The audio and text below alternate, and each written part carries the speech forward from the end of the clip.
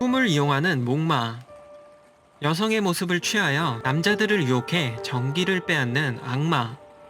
서큐버스는 중세 유럽에서 전설로 전해져 내려오는 존재로, 민중들의 상상에 의해 전해진 서큐버스는 기독교와 유대교 같은 주로 종교와 관련되어 있습니다.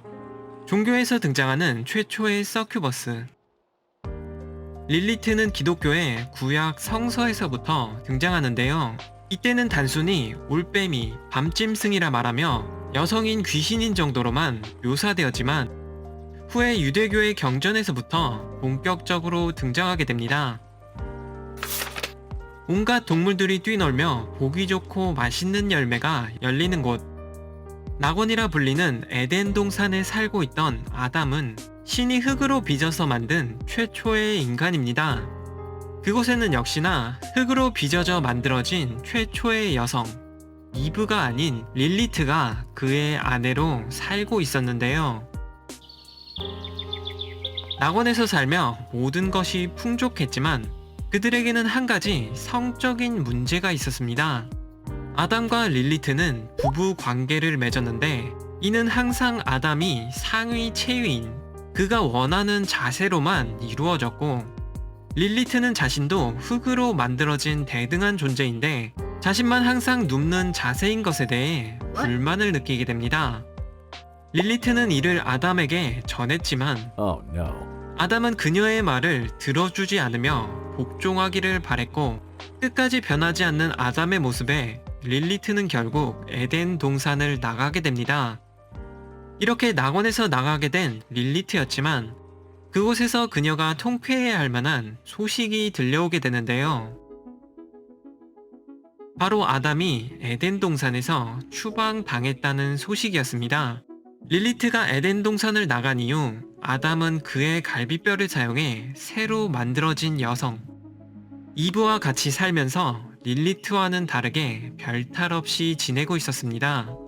그러던 어느 날 이브는 신이 절대로 먹지 말라 했던 선악을 알게 하는 열매 선악과에 눈독을 들이게 되는데요.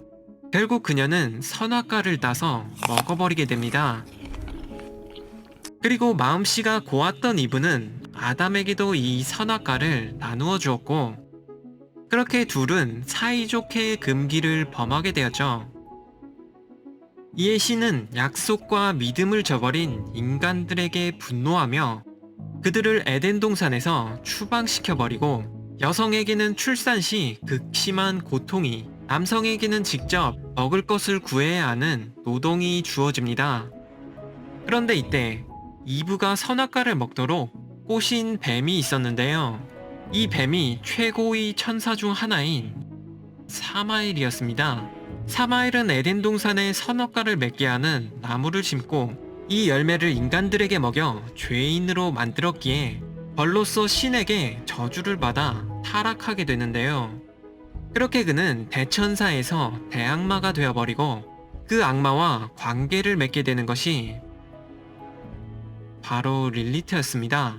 이로 인해 릴리트는 최초의 서큐버스, 유대교 전례의 서큐버스의 원형이자 목마의 왕으로 탄생하게 됩니다.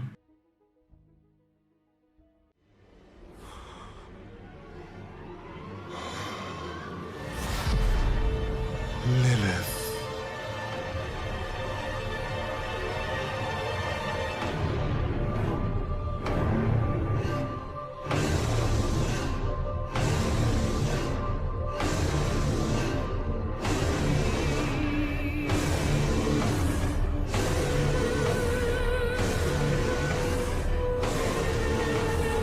Blessed Mother, save us.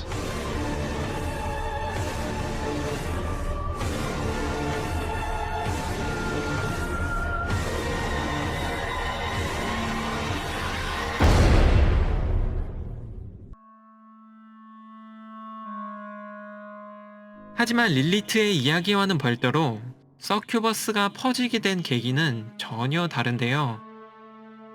중세 유럽을 지배하던 종교, 기독교에서는 절제와 성욕의 억압을 미덕으로 삼았는데, 특히 쾌락을 위한 성행위는 금지되던 시기였습니다.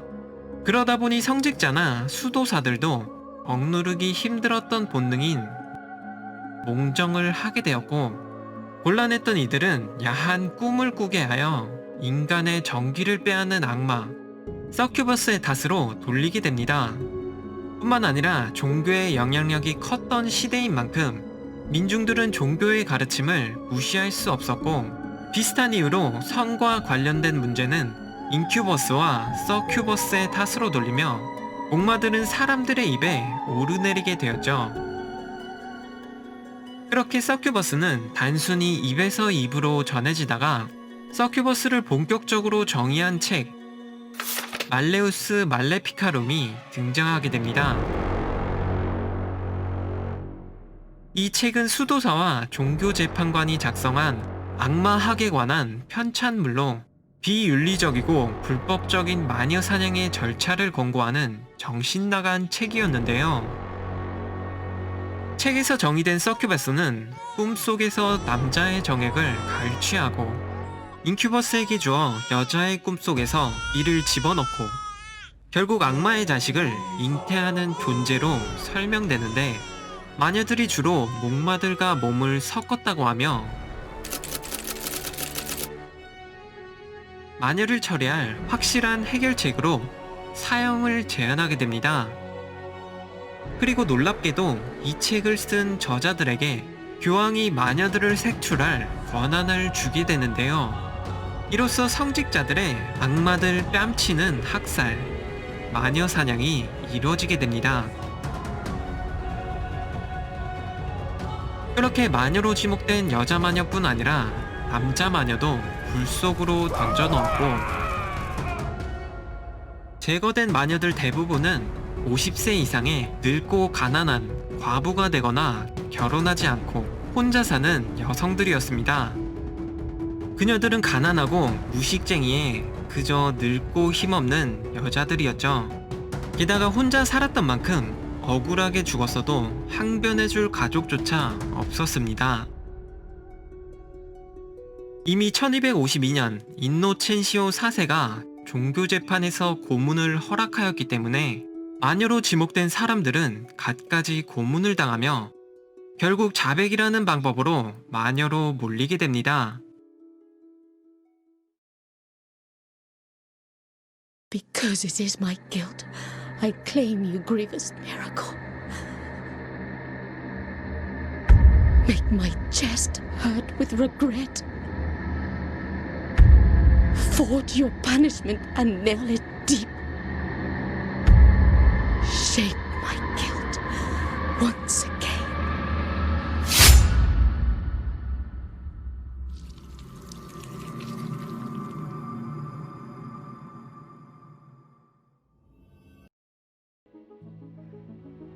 교회가 이들을 마녀로 모른 것은 마녀라고 생각해서라기보다 다른 이유가 있었는데요. 중세 유럽에는 전염병, 가축의 폐사, 유난히 길고 혹독한 겨울, 전쟁, 종교개혁의 충격 등 악재들이 끊임없이 이어졌고, 이에 사람들은 원인을 찾기 시작했습니다. 그리하여 점성술, 민간요법, 주술과 같이 수상한 힘을 사용하는 사람들을 악마와 연관시키면서 사회에서 발생한 갖가지 악재들을 이들의 탓으로 돌리기 시작하였고, 이들은 공개 처형이라는 방식으로 하나의 오락거리로도 사용되면서 민중들이 겪던 재앙들을 잊게 만들었습니다. 그리고 이러한 마녀를 만들기 위해 이용된 악마 중 하나도 서큐버스였던 것이죠.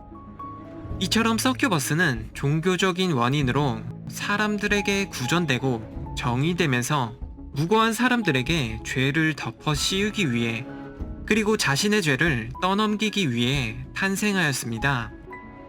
그리고 중세가 지나면서 기독교의 신앙과 영향력이 감소하였고, 현대의 서큐버스는 판타지적인 요소가 섞인 그저 날개와 꼬리와 뿔이 달린 에로틱한 미녀로 탈바꿈하게 됩니다.